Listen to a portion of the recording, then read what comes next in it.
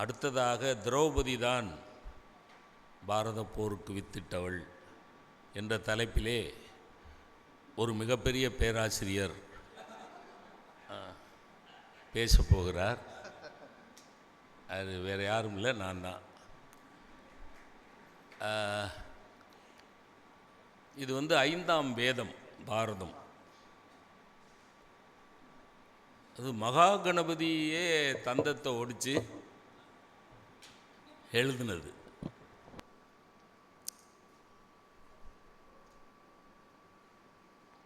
இந்த வாசிக்க கேட்டால் பிரம்மஹத்தி தோஷம் கூட விளைகிறோம். அது அந்த பிரம்மஹத்தி தோஷத்துலலாம் எனக்கு வேறுபாடு உண்டு, அது வேறு மேடையில் வச்சுக்கலாம். அப்போ சூத்திரஹத்தி தோஷம் வராதான்னா மனசில் பட்டதை சொல்லுவோம். நான் என்ன சொன்னாலும் கணபதி என்னை கூப்பிடுவாருங்கிற நம்பிக்கை. பிரம்மஹத்தி தோஷம் கூட விளைகிறோம். அவ்வளவு பெரிய காப்பியம். இன்னும் சொல்லப்போனால் கம்பராமாயணத்துக்கு ஆட்ரிபியூட் பண்ணாத கிரேட்னஸ் எல்லாம்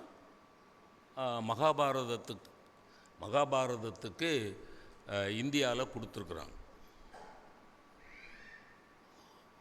5ஆம் வேதம் அப்படின்னு சொல்லிட்டா 4 வேதத்துக்கு அப்பால். நேற்று வாசுகி அம்மா சொன்னாங்க பாருங்கள், 4 வேதத்தையும் தராசு தட்டில் ஒரு பக்கம் வச்சா மகாபாரதத்தை இன்னொரு பக்கம் வச்சா மகாபாரதம் இருக்கிற தட்டு தான் கீழே இருக்கும்.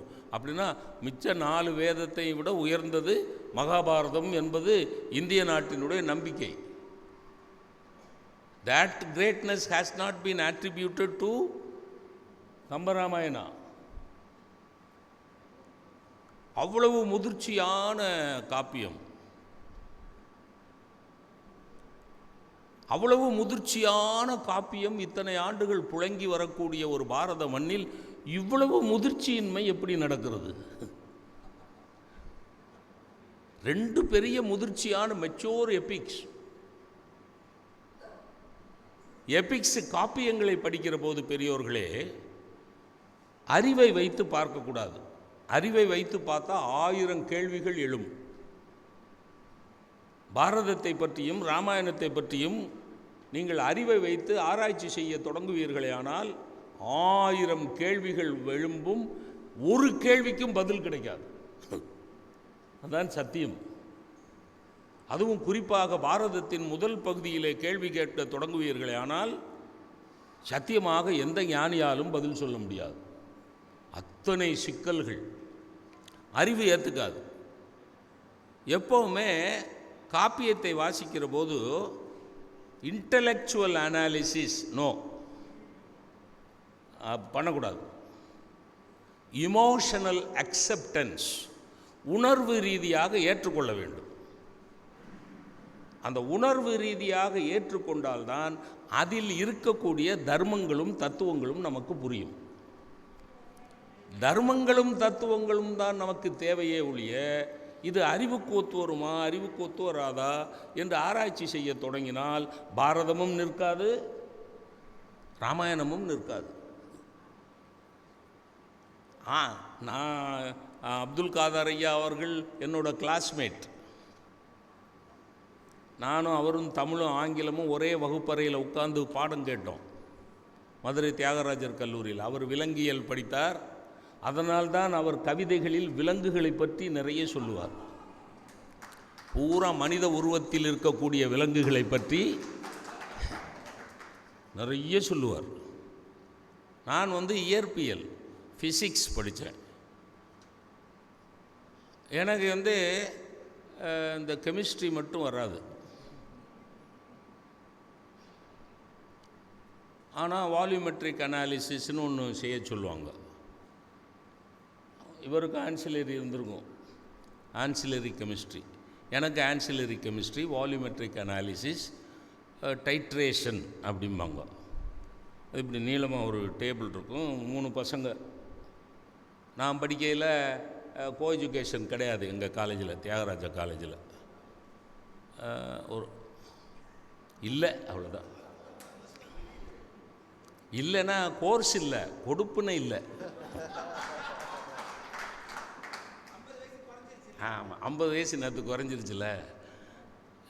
எக்ஸ்பெரிமெண்ட்டுச்சுன்னா அவர் டிமான்ஸ்ட்ரேட்டர் எல்லாம் எக்ஸ்பிளைன் பண்ணிட்டார். இந்த எக்ஸ்பெரிமெண்ட் என்ன, எப்படி எப்படி செய்யணும், அந்த சொல்யூஷன் அந்த பியூரெட்டில் எடுத்துக்கோ, கீழே பீக்கரில் இதை எடுத்துக்கோ, ட்ராப் பை ட்ராப்பாக சேரு, ஒவ்வொரு ட்ராப்புக்கும் இப்படி குலுக்கு, கலர் மாறும், கலர் மாறையிலெல்லாம் நோட் பண்ணிக்கோ, அப்புறம் ரிசல்ட் கொண்டு வா அப்படின்னு ஏதோ சொன்னார். ஒரு கழுதையும் விளங்கலை, ஒன்றும் விளங்கலை. That was really an experiment to me. உண்மையில் எனக்கு சோதனை. ஆனால் இந்த பக்கம் ஒரு பையன், அவன் பேர் ராமமூர்த்தி, இந்த பக்கம் ராமநாதன், 3 பேர் தான் ஒரு டேபிளில் நிற்போம்.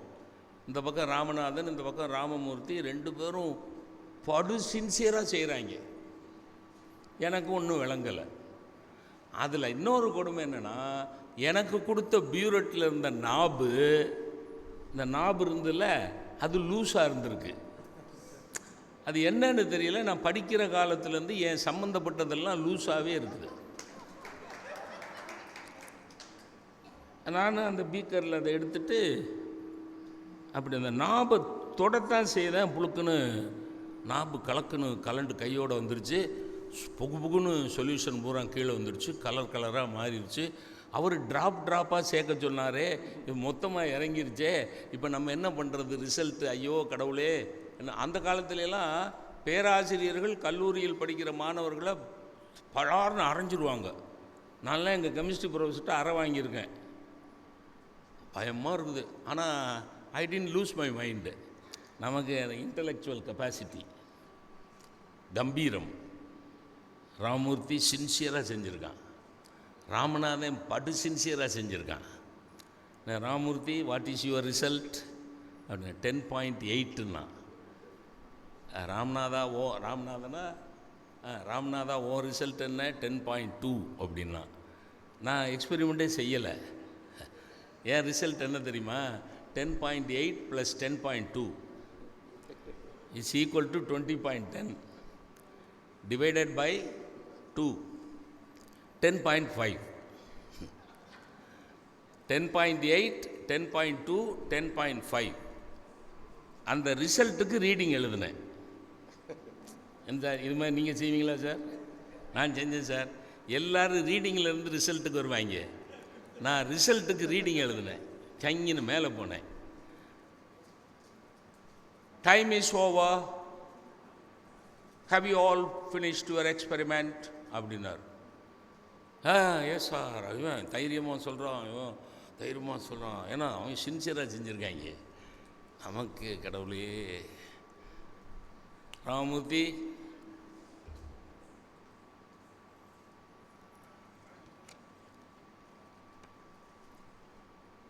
என்ன ரிசல்ட்டு? 10.8 சார். ஒழுங்காக செஞ்சியா சார்? ஒழுங்காக தான் சார் செஞ்சேன். ஒழுங்காக செஞ்சேன்னா எப்படிடா இந்த ரிசல்ட் வரும்? அறிவட்டும். ஒழுங்காக செஞ்சுருந்தா எப்படிடா 10.8 வரும்? ஒழுங்காக செஞ்சேன். என் கழுத்தை அறுக்கிறதுக்குன்னே வந்தேன். போய் அங்கே போய் நில்ற, போட அங்கே போய். ராமமூர்த்தி அங்கே போய் நடுங்கிட்டே நிற்கிறான். ராமநாதா சார், அவனுக்கு 10.8, உனக்கு 10.2. அறிவட்டும். போடா அங்கே போய் நில்ற. ராமச்சந்திரா, அங்காள பரமேஸ்வரி, மாரியாத்தா, காளியாத்தா, ஏன்னா சின்சியராக செஞ்ச பயலுள்ள அந்த ஏசி இருக்காரு. சின்சியராக செஞ்சுருக்கான். 2 பேரும் உயிரை கொடுத்து செஞ்சுருக்கான். நம்ம கோல்மால் பண்ணியிருக்கான், தில்லுமுள்ளு பண்ணியிருக்கான். ஆத்தா, மாரியாத்தா, காளியாத்தா.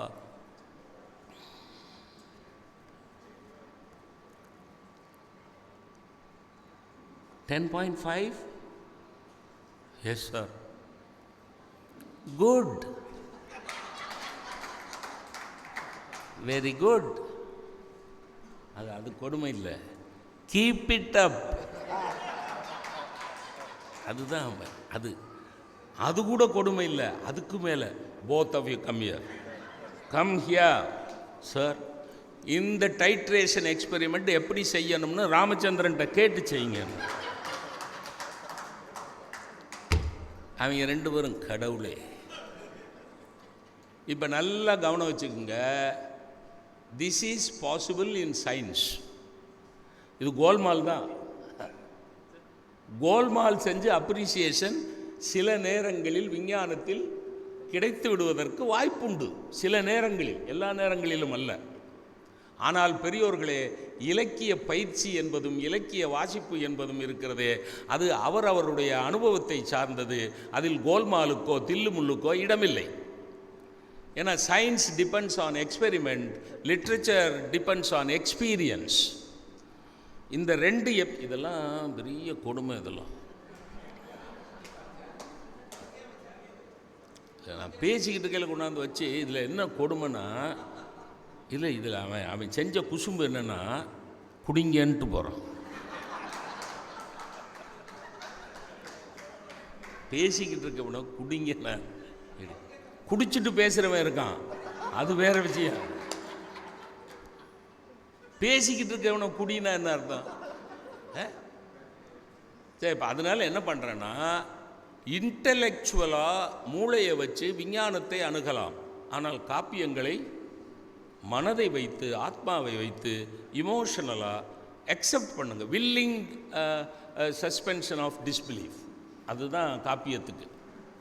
அப்படி தான் பார்க்கணும். இவ்வளவு ரெண்டு பெரிய காப்பியங்கள் நமக்கு கிடைத்திருக்கின்றன. ஆனால் இந்த நாட்டில் முதிர்ச்சி இல்லாத சண்டைகள், போருக்கு வித்திட்டது தானே. பாரத போர் நிகழ்ந்த இந்த தேசத்தில் அனாவசியமான போர்கள், தேவையில்லாத சண்டைகள், சச்சரவுகள், மனத்தாங்கல்கள், கிளேசங்கள், அவதூறுகள், அவமானங்கள், அசிங்கங்கள், அல்பங்கள் இந்த தேசத்தில் வரக்கூடாது. அதுதான் என்னோட பாயிண்ட். ராமாயணமும் பாரதமும் இத்தனை ஆண்டு காலமாக புழங்கி வரக்கூடிய இந்த தேசத்தில் இந்த அல்பத்தனமான காரியங்களும் சண்டைகளும் நிகழக்கூடாது. இந்தியாவா பாரதமான ஒரு சண்டை, இது தேவையாது இந்த நாட்டுக்கு? பாரதியார் ரெண்டையும் தான், பாரத நாடு பழம்பெரும் நாடு, நீர் அதன் புதல்வர் இந்நினைவகற்றாதீர் அப்படின்னு பாரதம்னு சொல்லியிருக்கார். எல்லாரும் அமரநிலை எய்தும் நன் மார்க்கத்தை இந்தியா உலகிற்கு வழங்கும்னு இந்தியாவுன்னு சொல்லியிருக்கார். சார், பாரதம் தான் இந்தியா, இந்தியா தான் பாரதம், இதில் என்ன சண்டை?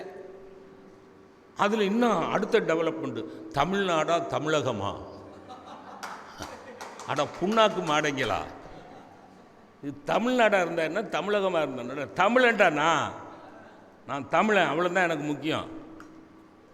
இந்த சண்டைகள் இந்த நாட்டில் வரலாமா? என் கேள்வி, அடிப்படை கேள்வி. திரௌபதியெலாம் அப்புறம் பார்த்துக்கலாம். சார், முதிர்ச்சியான 10 மனிதர்களோடு 10 ஆண்டுகள் பழகிய பிறகும் எனக்கு முதிர்ச்சி வரவில்லை என்றால் அந்த முதிர்ச்சி உள்ள மனிதர்களுடைய தவறா, முதிர்ச்சியை ஏற்றுக்கொள்ளாத என்னுடைய தவறா? எத்தனை நீதி நூல்கள், ஒரு திருக்குறள் போதாதா? ஒரு கீதை போதாதா? இதில் இவ்வளவு பெரிய போர். கம்பராமாயணம் பாரதம் ரெண்டையும் ஒப்பிட்டிங்கன்னா, நான் என்னுடைய சிற்றறிவு கெட்டிய வகையிலே சொல்லுகிறேன், கம்பராமாயணத்தில் இருக்கிற கவிதை பாரதத்தில் கிடையாது, வில்லிபுத்தூர் பாரதத்தில் கிடையாது. வியாச பாரதம் எனக்கு தெரியாது, சமஸ்கிருதம் எனக்கு தெரியாது. கம்பனில் இருக்கிற கவிதை வில்லிபுத்தூராரிடம் கிடையாது. ஆனால் வில்லிபுத்தூராரிடம் இருக்கிற சம்பவ கோப்புகள், கதை அழுத்தம் கம்பனில் கிடையாது. கம்பன் ராமனுடைய வெற்றியை பேசினான், அது ராமனுடைய வெற்றி கூட இல்லை. அவன் வேடனை சேர்த்துக்கிறான், ஒரு வானரத்தை சேர்த்துக்கிறான், ஒரு அசுரனை கூட, அரக்கனை கூட சேர்த்துக்கிறான். நான் எப்படி சொல்லுவேன்னா, ராமாயணம் என்பது ஒரு இயக்கத்தினுடைய வெற்றி, பாரதம் என்பது இறைவனுடைய வெற்றி. கண்ணன் மைனஸ் பண்ணினீங்கன்னா பாரதமே கிடையாது. அதில் ரெண்டு பெரிய காப்பியங்கள் நமக்கு கிடைச்சிருக்கு. நம்ம இதை ரொம்ப அனலைஸ் பண்ணி இது அப்படி வருமா அப்படி வருமானலாம் ரெண்டு. ராமாயணம் அறம் வெல்லும், பாவம் தோக்கும், அவ்வளோதான். இதுதான் பாவிகம். அறம் வெல்லும், பாவம் தோற்கும். பாரதம் தர்மத்தின் வாழ்வுதனை சூது கவ்வும், மறுபடியும் தர்மமே வெல்லும். அந்த ஏகாரம் தான் முக்கியம். மறுபடியும் தர்மம் வெல்லும்னு போடலை. தர்மத்தின் வாழ்வுதனை சூது கவ்வும், தர்மம் வெல்லும்னு போடலை, தர்மமே வெல்லும். அசர்ட்டிவ், தர்மம் தான் வெல்லும், சூது வெல்லாது. இந்த ரெண்டு தான் நமக்கு வாழ்க்கைக்கு முக்கியம். இதை வாழ்க்கையாக்க முயற்சிக்க வேண்டுமே ஒழிய வார்த்தை சண்டைகள் போட்டுக் கொண்டிருப்பதில் அர்த்தமில்லை. அங்கேயும் இறைவன், ராமாயணத்திலையும் கடவுள் அவதாரம், இங்கேயும் கடவுள் அவதாரம். அங்கேயும் போருக்கு காரணம் பெண் தான், சூர்பனகை. பல்லாலே இதழதுக்கும் கொடும்பாவி நெடும்பாரில் பழி தீர்ந்தாளேனுங்கிறான் வீடனன். இந்த பாவியால் தானே எங்கள் அண்ணன் சண்டைக்கு போய் எங்கள் அண்ணன் அங்கே தூக்கிட்டு அந்த பொண்ணை தூக்கிட்டு வந்து சண்டையாகி போச்சுன்னு. அங்கேயும் காரணம் சூர்பனகை ஒரு பொண்ணு, இங்கேயும் காரணம் ஒரு பொண்ணு தான், திரௌபதி தான். அவள்தான். ராமாயணத்தில் போருக்கு காரணம் சூர்பனகை கெட்டவோ, பாரதத்தில் போருக்கு காரணம் திரௌபதி நல்லவோ. அப்போ பொண்ணு கெட்டவளாக இருந்தாலும் நல்லவளாக இருந்தாலும் போர் வருவதற்கு வாய்ப்பு இருக்கிறது. இதெல்லாம் சில நுணுக்கங்கள். இப்போ வீட்டிலலாம் அடிக்கடி சொல்லுவாங்க, எங்கள் வீட்டில் எல்லா சண்டையும் பொஞ்சாதியால் தான் சார் வருது அப்படிமா. அதாவது எல்லா தவறுகளையும் பெண்கள் மேல் ஏற்றி வைப்பதில் ஆண்களுக்கு ஒரு அலாதியான ஆனந்தம். எல்லா சண்டையும் அவளால் தான் சார் வருது, என் வீட்டுக்காரியால் தான் சார் வருது. ஆனால் உள்ள ஆராய்ச்சி பண்ணிங்கன்னா அத்தனை சண்டைக்கு வித்துட்டது இந்த பயிலாக இருப்பான். ஆனால் அவன் பொஞ்சாதி மேலே போட்டுருவான். நீங்கள் நல்லா ஞாபகம் வச்சு பாருங்கள். சூர்பனகை தான் காரணம் ராமாயண போருக்குன்னு எல்லாரும் சொல்கிறீங்க. சூர்பனகையா காரணம்? சூர்பனகை சொன்னால் உன் புத்தி எங்கே போச்சு ராவணனுக்கு? என்ன கழுதைக்கு அடுத்தவன் பஞ்சாயத்தியை தூக்கி கொண்டாந்து இங்கே வச்ச? சூர்பனகை 1000 சொல்லுவா சார். என் பஞ்சாயத்து 1000 சொல்லுவா. எனக்குன்னு ஒரு மூளை கொடுத்துருக்குறான்ல, எனக்குன்னு ஒரு புத்தி கொடுத்துருக்கான்ல, நான் யோசிக்கணும்ல சார். தார மாதிரி புத்திசாலித்தனமாக சொன்னால் புருஷன் ஏற்றுக்கலாம் சார். தாரை மாதிரி ஒரு மனைவி வாச்சா கொடுத்து வச்சவான். சூர்பனகை சொன்னதை எது கேட்டான்? அங்கே திரௌபதி தான் காரணம், பொண்ணு தான். பொண்ணா காரணம்? பொண்ணா காரணம்? தம்பி சொன்ன மாதிரி தர்மம் தான் காரணம். பொண்ணா காரணம்? பொண்ணு காரணம் கிடையாது. அவளை கொண்டு போய் ஏன் சூதில் வச்ச? நீ தானே வச்ச. திரௌபதிங்கிற கேரக்டர் எனக்கு ரொம்ப பிடிக்கும். ஏன் சீதையை விட கண்ணகியை விட எனக்கு திரௌபதியை பிடிக்கும். ஏன்னா சீதை நெருப்புக்குள்ளே புகுந்து வா சந்தேகத்தை நிவர்த்தி பண்ணுறதுக்குன்னு சொன்னபோது அக்செப்ட் பண்ணுறா. ஒரு மறுபேச்சு கிடையாது, கேள்வி கிடையாது. ஜோக்கா பட்டிமன்றத்தில் சொல்கிற மாதிரி, வீட்டுக்காரரே நீங்களும் தானே இத்தனை வருஷம் என்னை விட்டு தனியாக இருந்தீங்கோ, அப்போ உங்கள் மேலே எனக்கு சந்தேகமாக இருக்குது, என் கையை பிடிச்சிக்கோங்க, வாங்க 2 பேரும் நெருப்புக்குள்ளே போவோன்னு கூப்பிட்டுருக்கலாம்ல. அது என்ன சீதை மட்டும் போகிறது சார்? இவன் மேலே அவனுக்கு சந்தேகம் வந்தால் அவன் மேலே இவளுக்கு சந்தேகம் வர்றதுக்கு வாய்ப்பு இருக்கா இல்லையா சார்? வாங்க 2 பேரும் போவோன்னு கூப்பிட்டுருக்கலாம்ல. அவ்வாட்டில் சொன்னதை கேட்டுக்கிட்டு உள்ளே போயிட்டான். அப்புறம் அக்னி தேவனே சுடப்பட்டார், கங்காதேவி, அதெல்லாம் அந்த கதை, அதை அப்புறம் பார்த்துக்குவோம். நீ ஏன் கேள்வி கேட்கல? கேள்வி கேட்கணும்ல ஒரு பொண்ணு. இங்கே இருக்கிற எல்லாருக்கும் சொல்கிறேன், இளம் பெண்களுக்கு, ஏன்னா வயசான முதியோர்கள் சீனியர் சிட்டிசன்ஸ்கிட்ட போய் கேள்வி கேளுங்கன்னா அதெல்லாம் கேட்கவே முடியாது. அப்புறம் என்ன கேள்வி கேட்குறது? கேள்வி கேட்டாலும் அவர் பதில் சொல்ல மாட்டார். ஏன்னா அவருக்கு என்ன கேள்வின்னு அவருக்கு விளங்காது. கேள்வி கண்ணகி கேட்டாளா? அடுத்த தெருவில் மாதவியை வச்சுக்கிட்டு இங்கே இருக்கிற நகையை பூரா கொண்டு போய் அங்கே கொடுத்துக்கிட்டு அப்புறம் கடைசியாக வந்து எல்லாத்தையும் இழந்துட்டேன், வான்பொருள் குன்றம் தொலைத்தேன். ஆனால் உடனே சிலம்பை தூக்கி சிலம்பு சிலம்பு இருக்குது வாங்கோ. என்னது சார்? முதல்ல ஆண் ஆதிக்கத்துக்கு எதிர்த்து குரல் கொடுத்த ஒரு பெண் உண்டு என்றால் அவ திரௌபதி தான். முதல்ல என்னைய பணைய வச்சு இழந்துட்டாருன்னு சொல்கிறீங்களே, என்னை தோற்ற பின் தன்னை தோற்றாரா, தன்னை தோற்ற பின் என்னை தோற்றாரான்னு முதல்ல எதிர்ப்பு குரல் கொடுத்தவோ அவதான்.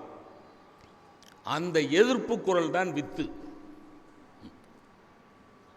போருக்கு எது வித்து அப்படின்னா, அது எனக்கு பாரதி பாஞ்சாலி சபதம் ரொம்ப பிடிக்கும். நான் அந்த வரி எழுதிட்டு வந்தேன் பாருங்களேன். அந்த ஐயா கவிஞர் கவி பேரரசர் அந்த சந்தத்தை பாருங்களேன். பாஞ்சாலி சபதத்தில் வில்லிபுத்தூராரில் என்னை தோற்றபின் தன்னை தோற்றாரா, தன்னை தோற்றபின் என்ன, இது அந்த கவிதை. பாரதி என்ன சொல்கிறான் பாரதி, அந்த சந்தம் பாருங்களேன். அந்த சந்தத்தில் அந்த இமோஷன் தெரியும். கவிதையில் என்ன இம்பேக்ட்னா, அந்த சந்தத்தில் அந்த உணர்ச்சி பிரவாகம் தெரியணும். எப்படி பாருங்களேன். நாயகர் தாம் தம்மை தோற்றபின் என்னை நல்கும் உரிமை அவர்க்கில்லை. இப்படி வாசிக்கணும். இதை புரோஸ் வாசிக்கிற மாதிரி வாசிக்கக்கூடாது. கொஸ்டின் பண்ணுறா சார். என்னுடைய நாயகன் அவனை இழந்த பிறகு என்னை வைத்து இழப்பதற்கு அவனுக்கு என்ன உரிமை இருக்கிறது? நாயகர் தாம் தம்மை தோற்றபின் என்னை நல்கும் உரிமை அவர்க்கில்லை, புலை தாயத்திலே விலைப்பட்டபின் என்ன சாத்திரத்தால் என்னை தோற்றிட்டார். என்ன சாஸ்திரண்டா? என்ன என்ன எந்த தத்துவத்தின் அடிப்படையில் என்னை வைத்து தோற்றாய்? நீ யார் என்னை வைத்து தோற்பதற்கு? நீயே அடிமை. நான் துருபதன் கண்ணி, நீ அடிமை. பேசினாலா? அந்த பேச்சு தான் சார் வித்து. அதான் பிள்ளையார் சொல்லி. சார் துரியோதனை சூதுக்கு கூப்பிட்டான். அவன் தானே கூப்பிட்டான். ஓகே. சகுனி சூதாட தூண்டுனான். அவன் தான் தூண்டினா 2. ஓகே. தர்மன் சூதாடுனான். 3 பாத்திரத்தையும் கொண்டாந்தாச்சு.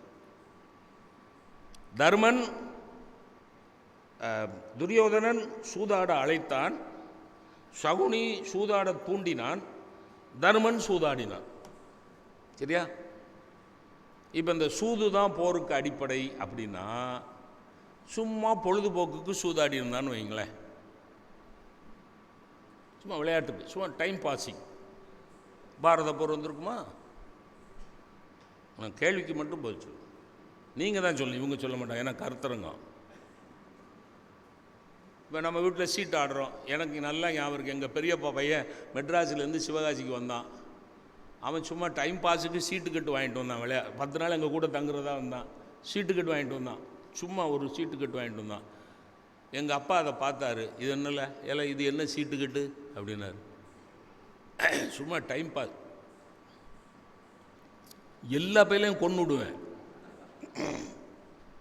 வீட்டுக்குள்ளே சீட்டாடுவியா? அந்த கான்செப்ட் சார், அந்த காலம் சார். வீட்டுக்குள்ளே சீட்டாடு. இல்லைப்பா, சும்மா காசுலாம் வச்சு ஆட மாட்டேன்ப்பா, சும்மா தான். நானும் உன்னை சும்மா தான் கொல்ல போகிறேன். அப்படியே கொண்டு போய் புது கட்டு சார், 3 கட்டு சார், மெருகு குலையாமல் இருந்தது சார். அப்படியே கொண்டு போய் நெருப்பில் போட்டார். அப்போல்லாம் விறகடுப்பு.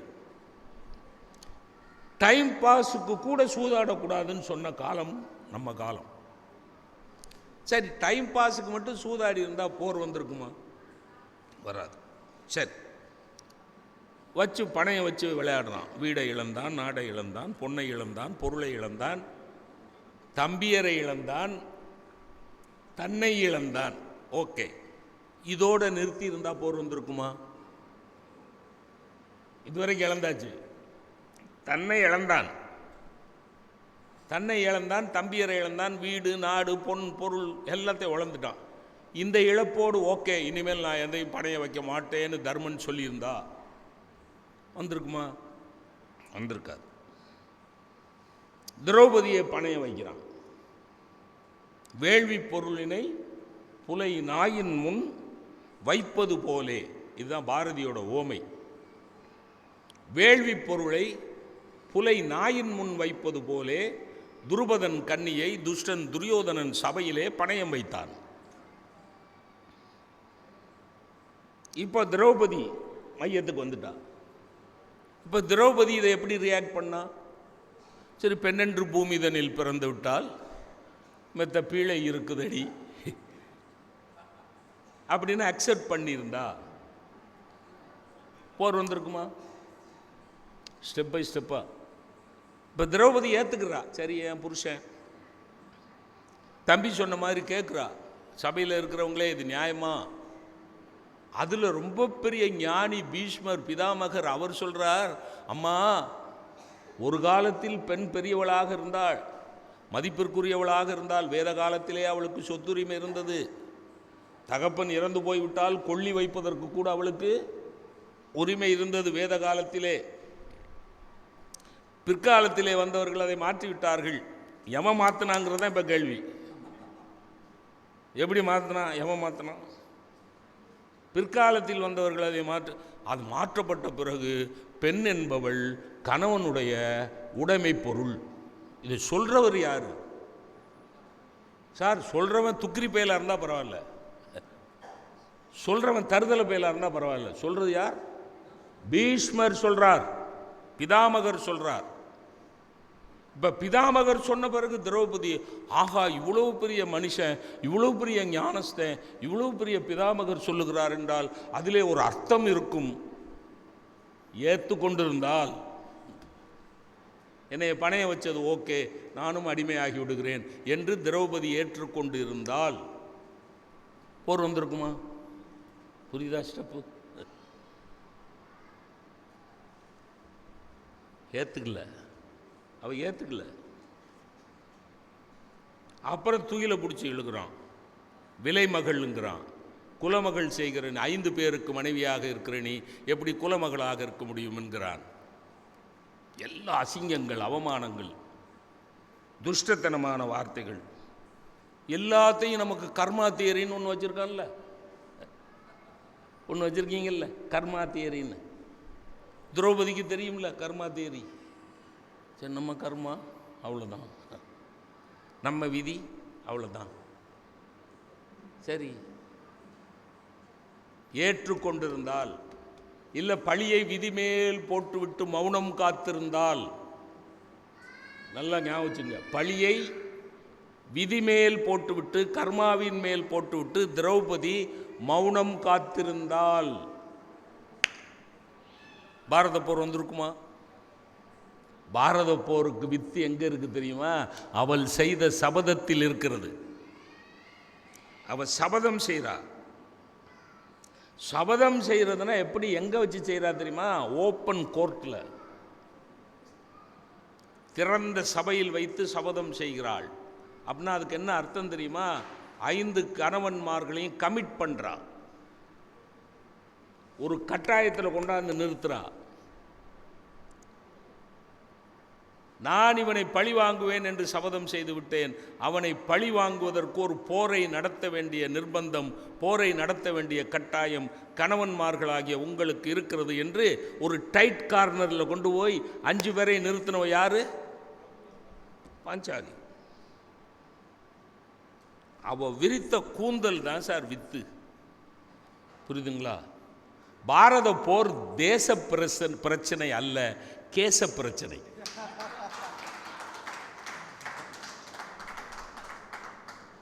அதுவும் கேசவன் முடித்து வைத்த கேச பிரச்சனை. இது தேச பிரச்சனையே கிடையாது. அவ விரித்த கூந்தல் கடைசி வரைக்கும் அடிபடுது. நீங்க அதுதான் கவனிக்கணும். பாரதம் படிச்சீங்கன்னா கண்ணன் தூது போகிற வரைக்கும் இந்த கூந்தலை பற்றிய பேச்சு வருது. இப்போ சபையில் விரித்த கூந்தல், விரித்த கூந்தல் தான் பாரத போராக விரிந்தது.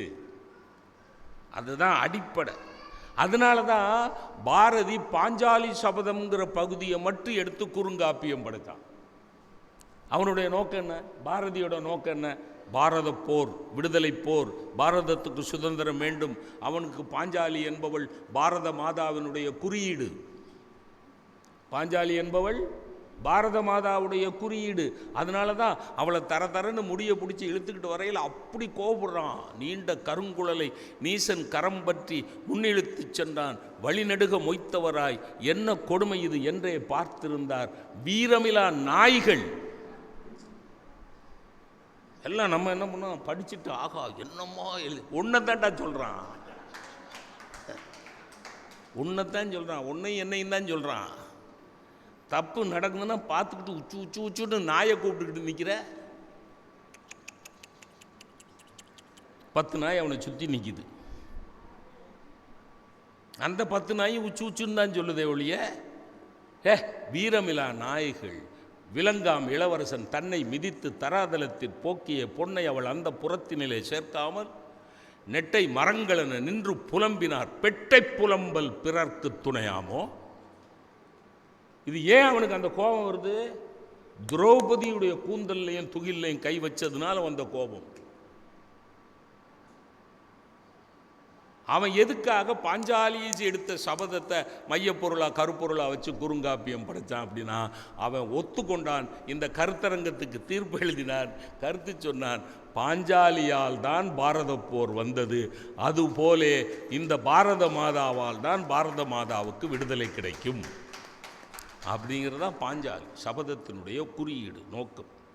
அது வெறுமனை பாஞ்சாலின்னு சொல்லிட்டு போல சார். எனக்கு நான் அது எழுதிட்டு வந்தேன். எத்தனை வார்த்தை சார். பாஞ்சாலின்னு ஒரு பொண்ணு பேரை சொல்லாமல் பாஞ்சால நாட்டினர் தவப்பயன் பாரதி. ஆவியில் இனியவள், உயிர் சுமந்து அலையும் அமுதம். என்ன கவிதை சார். உயிர் அமுதத்துக்கு உயிர் உண்டோ? அமுதத்துக்கு உயிர் அங்கே இங்கேயும் அதை அலைஞ்சிக்கிட்டு இருந்துன்னு வைங்க. அமுதம் உங்கள் கண் முன்னால் அலைந்தால் எப்படி இருக்கும்? உயிர் சுமந்து அலையும் அமுது, ஓவியம், அருளொளி, கற்பனைக்கு உயிர், நிலத்திரு, தேடினும் கிடைக்காத திரவியம், தெய்வீக மலர்கொடி, கடி கமல் மின் உரு, கமனிய கனவு. என்ன சார், என்ன வார்த்தைகள், என்ன கவிதை. ஒரு பெண்ணை அந்த அளவுக்கு தூக்கி வச்சு பாரதி கொண்டாடுகிறான். எனக்கு தெரிய தமிழ் கவிஞர்களில் பெண்ணை தெய்வமாக தூக்கி வைத்து கொண்டாடிய ஒரே கவிஞன் பாரதி. அவன் எதுக்கு பாஞ்சாலி சபதத்தை எடுத்தான்? அதனால் திரௌபதி தான் காரணமாக இருக்கும். அதுக்கு 2-3 இடம் சொல்லி முடிச்சுறேன். தம்பி லேசாக ஒரு கோடு போட்டார். அவள் ஒரு சிரிப்பு சிரிச்சா. சகோதரிகளுக்கு சொல்கிறேன், நீங்கள் சிரிங்கோ, சிரிக்கிறதுக்கு நான் தடை போட மாட்டேன். ஆனால் எந்த பயப்பிள்ளையை பார்த்து சிரிக்கிறீங்கோன்னு கவனம் வச்சுக்கிட்டு சிரிங்கோ. ஒரு நல்ல கவனம் வச்சு. ரொம்ப பரிதாபப்படுற பயல்கள்கிட்டையும் நம்மளை பார்த்து ரொம்ப பெண்ணுகளுக்கு சொல்கிறேன், ரொம்ப பரிதாபப்படுற பொண்ணுகளையும் பசங்களையும் ரொம்ப பாராட்டுற பசங்களையும் நம்பவே நம்பாதீங்க. ஏன்னா இது இளம் பொண்ணுகளுக்கு சொல்ல வேண்டிய விஷயத்தை இப்போ இங்கே சொல்லிக்கிட்டு இருக்கேன். நீங்கள் உங்கள் பேரன் பேத்திகளுக்கு இதை கடத்துங்க. உங்கள் இளம் பிள்ளைங்களுக்கு, டீனேஜ் கேர்ள்ஸ் உங்கள் வீட்டில் இருப்பாங்களா, அவங்கள்ட்ட இந்த பாயிண்ட்டை சொல்லுங்கள். பசங்க அப்ரோச் பண்ண, பசங்கள்கிட்ட பழகுங்கடா குட்டிங்களா, பசங்கள்கிட்ட பழகுங்க. பசங்களை விட்டு தள்ளியாக இருக்கணும்னு நான் சொல்லலை, பசங்கள்கிட்ட பழகுங்க. ஆனால் ரொம்ப பாராட்டுவான். சிலவர் பார்த்துருக்கீங்களா, மிஸ் ஒரு 500 ரூபா நூல் புடவை கட்டினா கூட இவ்வளோ க்யூட்டாக இருக்கீங்களே மிஸ்.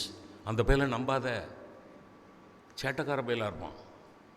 தொட்டும் அது மாதிரி சிலவர் பரிதாபப்படும். லேசாக விரலில் அடிபட்டுருச்சு சூம்பா, நம்பாத. எதிரில் நிற்கிறவன் யாருன்னு பார்த்துக்கிட்டு சரி, அவன் துரியோதனை. அவன் குளம் மாதிரி இருக்குது, ஓவியம் வரைஞ்சிருக்கிறாங்க, குளம் மாதிரி இருக்குது, தடுமாறி விழுந்துட்டான். தடுமாறி விழுந்தது அந்த நேரத்தில் சிரிச்சிருக்கக்கூடாது. அது திருதராஷ்டிரன் மாதிரி ஆட்கள் நியாயப்படாது. மைத்துனி கொழுந்தை விழுற போது யார் விழுந்தாலுமே சிரிப்பு வரும். அதுவும் கொழுந்தை விழுற போது மச்சினிக்கு நல்ல சிரிப்பு வரத்தானே செய்யும். உடு அப்படின்னு திருதராஷ்டிரன் சொல்கிறான். ஆனால் திருதராஷ்டிரனுக்கு பிறந்த துரியோதனனுக்கு அது வன்மமாக உருவெடுக்கிறது. ஒரு வன்மம் வச்சிடறான். அவன் சிரித்தது கூட வித்து இல்லை பெரியவர்களே. என்ன விழுந்துட்ட?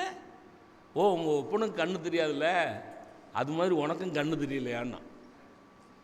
ஸோ 2 பெரிய கதாபாத்திரங்கள் தெய்வமாக கொண்டாடக்கூடிய சீதையும் திரௌபதியும் 2 பெரிய தெய்வீக கதாபாத்திரங்களும் துஷ்டத்தனமாக உச்சரித்த 2 வார்த்தைகளால் சீரழிந்தார்கள். இதெல்லாம் அழுத்தமான விஷயம். குருடன் அவன் குருடன் தானேன்னு பாருங்க, அதில் வச்சான் சார் வன்மம். அதுதான் சார் பாரத போர். அதை பாஞ்சாலி சபதத்தில் அந்த சூதாட்ட போரில் பணையை வச்சு திரௌபதியை இழந்த உடனே துரியோதனன் பேசுகிறதா பாரதி எழுதுகிறார். அன்று நகைத்தாளடா உயிர் மாமனே. என்ன அழுத்தம்! அன்று நகைத்தாளடா உயிர் மாமனே, அவளை என் ஆளாக்கினாய், அவளை எனக்கு அடிமையாக்கிட்டியடா. யார? அன்னைக்கு என்னைய பார்த்து கெக்க பிக்கன்னு சிரிச்சாள்ல, என்னை அடிமையாக்கிட்டல, இனிமேல் என் வேலையை காட்டுறேன்டான்னு ஆரம்பித்தான் பாருங்க. அதுதான் சார் வித்து.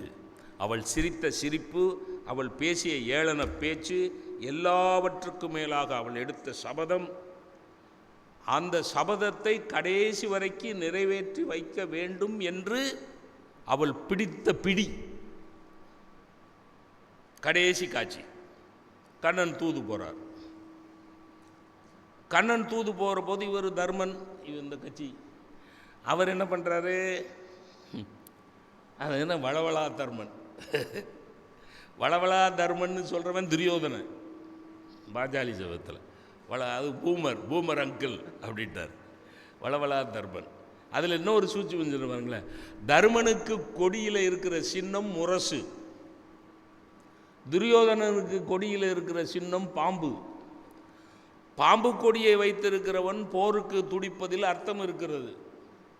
ஆனால் முரசு கொடியை வைத்திருக்கிறவன், முரசு போரின் சின்னம், போரின் சின்னமாகிய முரசை கொடியிலே வைத்துக்கொண்டு போரே வேண்டாம் என்பவன் தர்மன்.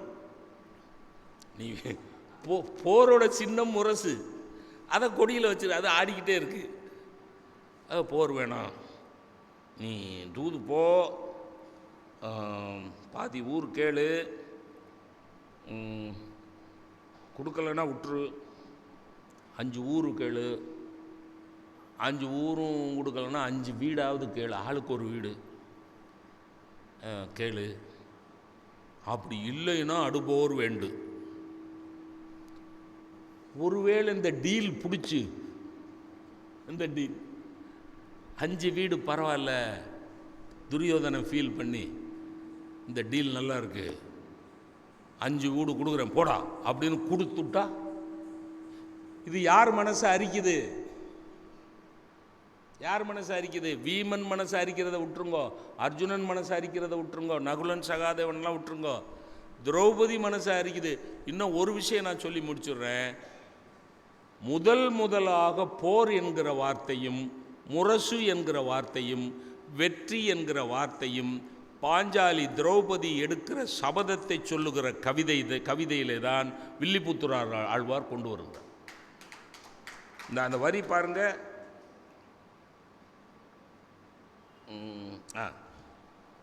விரை செயலி அரசவையில் என ஏற்றி அஞ்சாமல் துகில் தீண்டி அழகம் தீண்டி விரை செயலி இனம் படிதார் வேந்தரெதிர் தகாதனவே விளம்புவோரை பொறு சமரின்.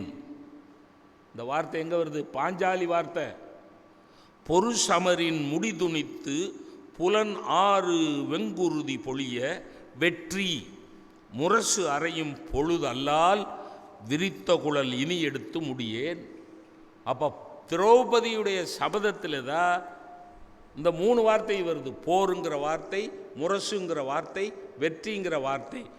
இப்போ இவன் 5 வீடு கேட்டுவா ஓகே பண்ணிடுன்னா கண்ணனும் திரௌபதியும் சந்திக்கிறதா கடைசி காட்சி. கண்ணா தூது போறியா? ஆமாம். போய் என்ன கேட்க போகிற?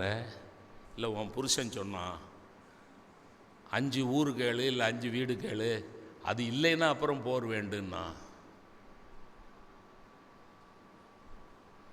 நீ பாட்டில் போய் 5 ஊர் கேளு, 5 வீடு கேளு, கொடுத்துட்டானா?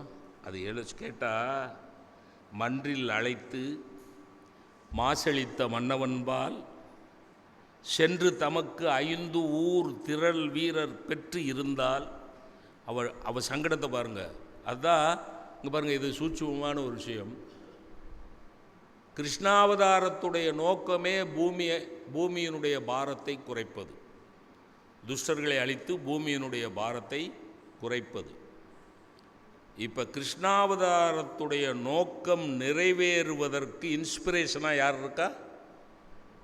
திரௌபதி இருக்கு. அவ கேட்குறா, நீ போய் 5 ஊர் வாங்கிட்டு வந்து இந்த போர் வராமல் நிறுத்திட்டேன்னா அன்று விரித்த அருங்கூந்தல் வல்வினையேன் என்று முடிப்பது இனி எம்பெருமானே. புரியுதா? ஆரம்பத்திலேருந்து கடைசி வரைக்கும் கூந்தல் தான், கேசந்தான். கேசவர்த்தினின்னு ஒரு ஆயில் உண்டு. அந்த ஆயிலுக்கு பெஸ்ட் அட்வர்டைஸ்மெண்ட் எபிக் மகாபாரதம் தான். போட்டு இதில் 4 காட்சியை போட்டு அவன் அட்வர்டைஸ் பண்ணான்னு வைங்க, பிச்சுக்கிட்டு போயிடும். கடைசி வரைக்கும் அன்று விரித்த அருங்கூந்தல் வல்வினையேன் என்று முடிப்பது இனி எம்பெருமானே. எப்போ நான் இந்த கூந்தலை முடிகிறது? அப்போ என்னோட கூந்தலை முடிப்பேன் என்று சபதம் எடுத்திருக்கிறேன். அவனுடைய ரத்தத்தை துரியோதனன் துச்சாதன் ரத்தத்தை பூசித்தான் இந்த கூந்தலை முடிப்பேன் என்று சபதம் செய்திருக்கிறேன். அந்த சபதத்தை நிறைவேற்றி வைக்க வேண்டிய மகா பெரிய பொறுப்பு மகாவிஷ்ணுவாகிய உனக்கு இருக்கிறது என்று அவனை தூண்டி விட்டவள், வேண்டிக் கொண்டவள் யார்? திரௌபதி. அப்போ பரந்தாமன் கமிட் பண்ணுறார். என்ன கமிட் பண்ணுறார் தெரியுமா? தொல்லாண்மை பாண்டவர்க்கு தூது போய், அது கண்ணன் கல்வன், அங்கேயும் பேசுவான் இங்கேயும் பேசுவான். தொல்லாண்மை பாண்டவர்க்கு தூது போய் மீண்டதன் பின் நல்லாய் உன் நறுங்கூந்தல் நானே முடிக்கின்றேன். தூது போகிறது அவன் தலைமை என்ன சொல்லியிருக்கான்? சமாதானம் பேசுன்னு சொல்லியிருக்கான். இவன் இவள்கிட்ட என்ன கமிட் பண்ணுறான்? நல்லாய் உன் நறுங்கூந்தல் நானே முடிக்கின்றேன்னு அவன், நீ கவலைப்படாதம்மா, உன் முடிக்கிற பொறுப்பு என்னுடையது. அவர்களை முடித்து உன்னுடைய முடியை முடித்து விடுவேன். யாரை முடித்து?